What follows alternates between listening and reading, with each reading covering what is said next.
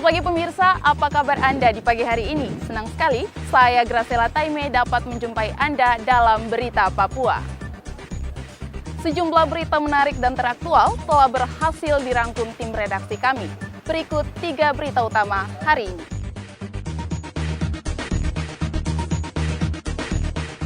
Seorang prajurit yang bertugas di Kabupaten Kerom kabur dengan membawa senjata api.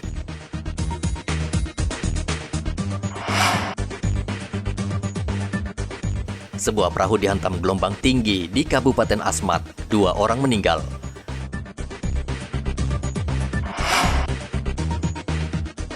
Sebuah toko di Merauke ludes terbakar.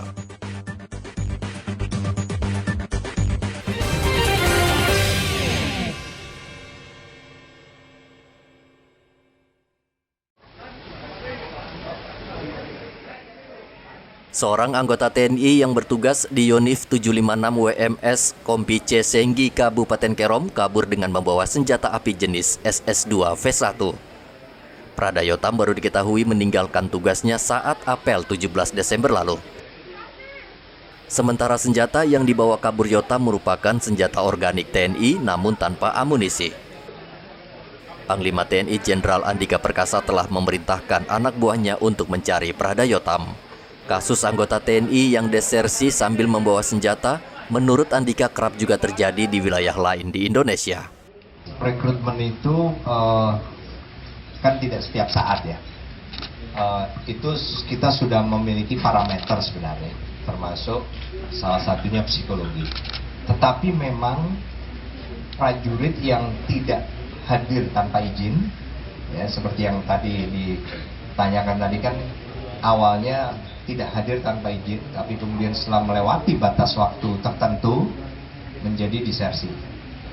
Nah, itu sebetulnya bukan terjadi di Papua saja, terjadi juga di tempat-tempat lain. Dan ini beneran, dan kita nggak malu-malu lah. Alasannya macam-macam. Jadi ada yang karena misalnya punya hutang begitu banyak nggak bisa membayar, ada yang punya masalah wanita, banyak lagi. Nah, yang baru terjadi di mana, di batalion, salah satu batalion kita di Wamena, itu kita juga masih belum tahu apa yang memotivasinya. Tapi jelas kita sudah punya mekanisme untuk menangani mereka-mereka yang tidak hadir tanpa izin maupun sampai dengan disersi.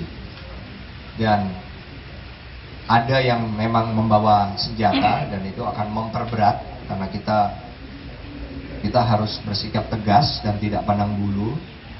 Dan kesalahan-kesalahan seperti ini sebetulnya justru akan kita ungkap supaya orang juga tahu konsekuensinya apa. Kita akan lakukan sampai dengan penuntutan maksimal. Karena kalau sudah membawa senjata berarti dia bukan hanya harus berhubungan dengan KUHPM atau Kitab Undang-Undang Hukum Pidana Militer, tapi juga Undang-Undang nomor 8 tahun 48, Undang-Undang Darurat nomor yang tahun 51, nomor 12 kalau nggak salah, tentang kepemilikan senjata. Dan ini memang konsekuensinya sangat berat. Jadi kita tidak pandang bulu siapapun itu. Yang jelas kita akan lakukan sesuai dengan ketentuan perundangan dan hukum yang ada.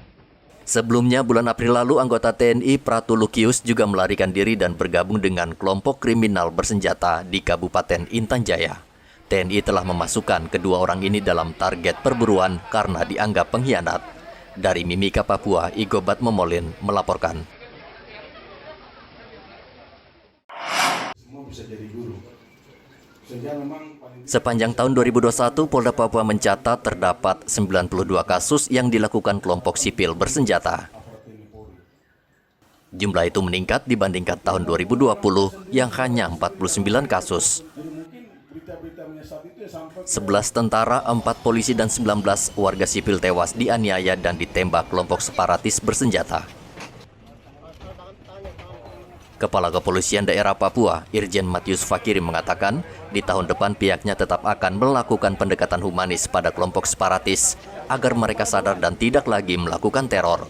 Kami mengevaluasi diri bagaimana pola tindak daripada anggota di lapangan. Kami TNI Polri sudah bersepakat ke depan kita akan mengurangi kegiatan-kegiatan kita yang harusnya tidak perlu kita lakukan, sehingga tidak ada lagi komplain-komplain dari masyarakat. Apabila ada langkah-langkah tindak kita yang tidak tepat, tentunya ini menjadi buah sila malakama, bahkan menjadi tuntutan bagi kita, dan dampaknya juga bagi teman-teman atau saudara-saudara saya yang selalu bergerak di bidang kekerasan bersenjata ini akan mengambil momen itu. Nah, ketelitian ini dari waktu ke waktu tentunya kita mengevaluasi. Memang pasca itu kita tahu ada kejadian susulan yang memang bukan di beberapa area yang selama ini selalu terjadi. Puncak Jaya, Puncak, Nduga, dan Intan Jaya. Sehingga itu kalau dia tambah menangkang itu kan menjadi 90 karena terjadi di Yaukimo yang tidak pernah, memang kita sudah menduga tapi kita tidak pikir akan secepat itu, termasuk terakhir yang terjadi di daerah Pegunungan Bintang di Kiwirau. Tentunya sekali lagi ini semua evaluasi. Polisi juga akan terus meningkatkan program unggulan di Papua seperti polisi mengajar dan polisi bertani. Hendra melaporkan dari Jayapura, Papua.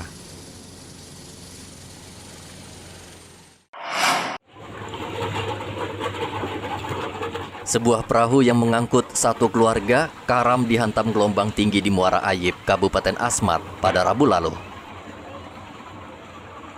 Tim SAR mengerahkan perahu karet untuk mencari satu keluarga yang terdiri dari 4 orang, salah satunya balita. Setelah mencari selama 2 hari, tim SAR akhirnya menemukan ibu dan balita sudah meninggal dunia. Kami dari tim SAR Posar Agas menyampaikan bahwa korban yang di Aceh telah ditemukan pada 14.45 siang kemarin. Dan korban ditemukan oleh keluarga korban dan kemudian dikembalikan ke keluarga korban. Sore hari itu dan tim kembali ke Posar Agas. Dan musibah di Kampung Wowi telah ditemukan juga pada pagi hari ini jam 7.35 pagi ditemukan oleh tim SAR gabungan dan dikembalikan kepada keluarga korban.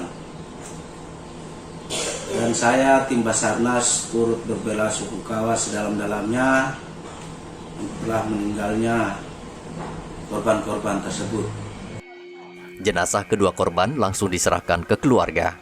Tim SAR menghimbau warga agar tidak beraktivitas di Muara Ayib karena saat ini cuaca sangat buruk disertai gelombang tinggi yang diprediksi terjadi hingga awal tahun 2022. Dari Asmat, Papua, Igobat Momolin melaporkan.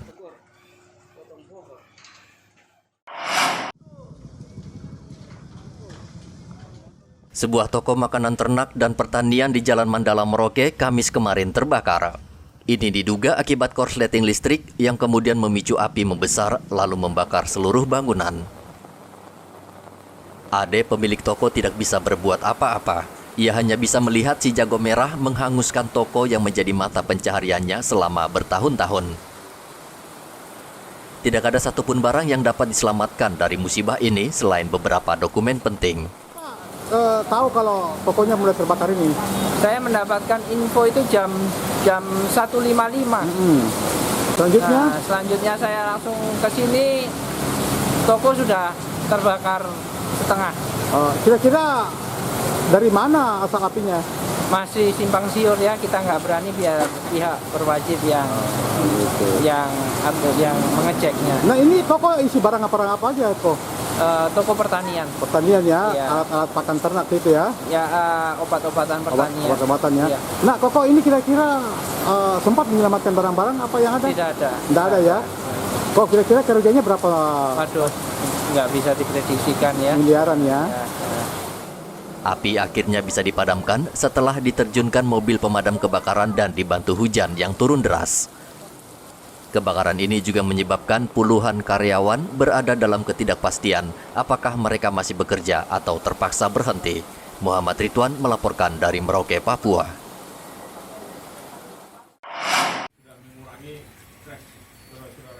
Polisi Kamis kemarin menggelar apel pengamanan Natal dan Tahun Baru. Ratusan polisi dan tentara akan diterjunkan di beberapa lokasi agar perayaan Natal dan Tahun Baru berjalan lancar dan aman.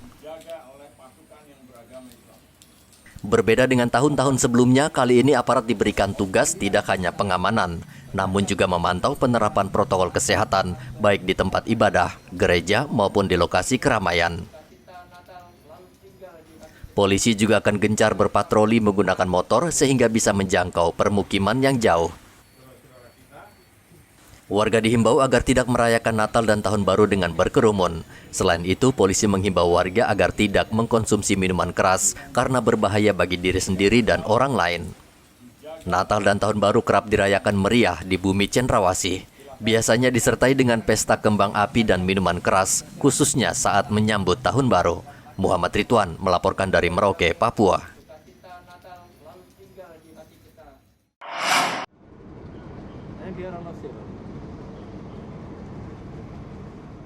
Pangkalan TNI Angkatan Laut Lanal Mimika Kamis kemarin melaksanakan patroli rutin dalam rangka menjaga situasi keamanan wilayah perairan menjelang perayaan Natal dan Tahun Baru.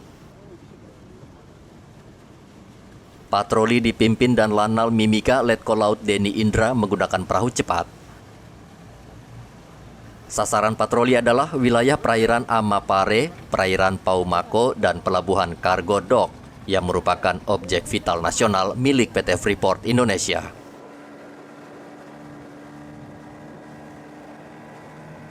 Dan Lanal Mimika memerintahkan kepada seluruh prajurit agar siaga dalam bertugas menjaga kedaulatan negara dan harus bertindak tegas dalam menanggulangi kejahatan. Menjelang Natal dan Tahun Baru, pengamanan perairan akan diperketat karena biasanya penyelundupan minuman keras marak terjadi. Patroli perairan ini juga akan memantau kegiatan di perairan untuk mengingatkan warga agar selalu menjaga keselamatan.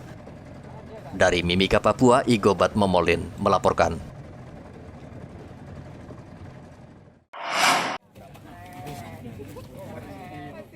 TNI Kamis kemarin menggelar vaksinasi massal di halaman Korem 174 Wanianggap, Merauke. Panglima TNI Jenderal Andika Perkasa melihat langsung proses vaksinasi. Panglima mengaku senang karena banyak warga bersedia divaksin. Melihat secara langsung vaksinasi yang memang rutin dilakukan. Nah, anak-anak sesuai dengan keinginan pemerintah tadi sudah cukup banyak. Karena para pejabat yang di sini baik Komandan Korem, Komandan Lantamal, Komandan Lanut, semuanya kreatif menyiapkan seperti tadi sembako, itu kan juga satu kreativitas ya. Tapi intinya semakin banyak yang divaksin, semakin bagus.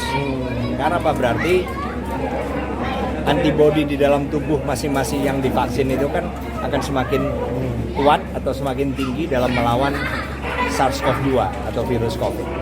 Nah, yang menonjol adalah secara umum kan vaksin yang tersedia sebetulnya hanya Sinovac. Tetapi di wilayah Merauke ini masih ada sekitar 140-an dosis vaksin Moderna yang sebetulnya ditujukan untuk tenaga kesehatan. Tapi tenaga kesehatan sudah selesai untuk vaksin booster ketiga menggunakan Moderna. Nah, jadi saya ingin mereka semua gunakan itu. Gunakan itu untuk siapa? Untuk mereka yang datang vaksin, khususnya yang usianya sudah beresiko memiliki penyakit tidak menular, apakah darah tinggi, diabetes, dan macam-macam. Jadi kalau dilihat dari usianya tadi sudah kita langsung lihat, nah ini usia kira-kira 40-an ke atas, udah mumpung masih ada, karena Moderna itu efekasinya memang lebih tinggi. Ya, itu saja yang menonjol. Pak, selanjutnya penekanan untuk anggota TNI sendiri, Pak. Kalau anggota TNI di sini kita sudah duluan. Jadi kalau mereka sih menurut saya sudah relatif mendapatkan hak-haknya semua. Tapi justru bagaimana caranya kita makin memperbanyak mereka-mereka yang belum. Karena tadi cukup ada beberapa yang baru pertama kali vaksinnya, berarti bagus. Khusus pelaksanaan tugasnya penekanannya. Oh, pelaksanaan tugas, oh iya, tadi kita bicara di Batalion 755 Kostra tadi, intinya mereka semua harus jaga diri sendiri, jaga anak buahnya dalam melakukan tugas-tugas teritorial maupun tugas perbatasan, harus mengedepankan komunikasi sosial. Tidak lupa Panglima juga menyerahkan bantuan sembako bagi warga yang mau divaksin. Panglima meminta anak buahnya juga melakukan vaksinasi di daerah pedalaman karena cakupannya masih sangat rendah.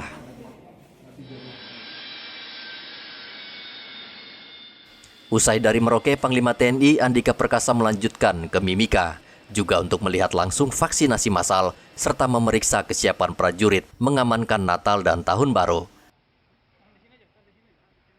Dalam pertemuan tertutup selama 2 jam di salah satu hotel di Mimika, Panglima TNI menerima sejumlah masukan dari Satgas Pengamanan Objek Vital PT Freeport Indonesia dan Komando Gabungan Wilayah Pertahanan 3. Yang pertama, saya ingin ketemu dengan para pimpinan satuan-satuan TNI yang melaksanakan tugas pengamanan objek vital. Karena apa? Karena saya perlu tahu kondisinya. Apakah ada perbaikan yang harus kami lakukan, kesulitan-kesulitan, dan seterusnya. Nah, itu agenda pertama, sudah kita lakukan. Dan kemudian kedua, juga bertemu dengan direksi dari PT Freeport Indonesia, juga dalam rangka tadi mendengarkan, kalau tadi kan saya ingin mendengarkan dari perspektif satuan yang melaksanakan tugas pengamanan, dan dengan direksi justru masukan dari mereka apa yang harus dan perlu diperbaiki hubungannya dengan tugas-tugas TNI saja dalam pengamanan objek vital itu. Itu agenda. Yang kedua, langsung dulu ke pendekatan kita. Kita melakukan tugas-tugas yang memang dilakukan di daerah-daerah lain di luar Papua, yaitu tugas-tugas normal. Jadi kalau di luar ada satuan teritorial, satuan pendidikan, dan ada satuan tempur, di sini juga sudah tergelar sebenarnya. Sehingga pasukan yang namanya satuan tugas, itu yang kita kemudian alihkan. Sehingga mereka melakukan tugas-tugas satuan organik, khususnya teritorial. Situasi keamanan gimana ya kita ikuti saja, kita berusaha untuk bekerja normal saja. Intinya semua yang sifatnya misalnya perlu penegakan hukum, ya kita akan selalu berusaha untuk bekerja sama dengan mereka-mereka yang punya kewenangan penegakan hukum. Kalau penyidik ya polisi, kalau nanti penuntutan maupun penyidik dalam tindak pidana tertentu itu adalah kejaksaan dan pengadilan. Panglima meminta tentara dan polisi bersinergi demi mengamankan Papua dari teror yang kerap dilancarkan kelompok separatis. Muhammad Ridwan dan Igo Batmomolin melaporkan dari Merauke dan Mimika.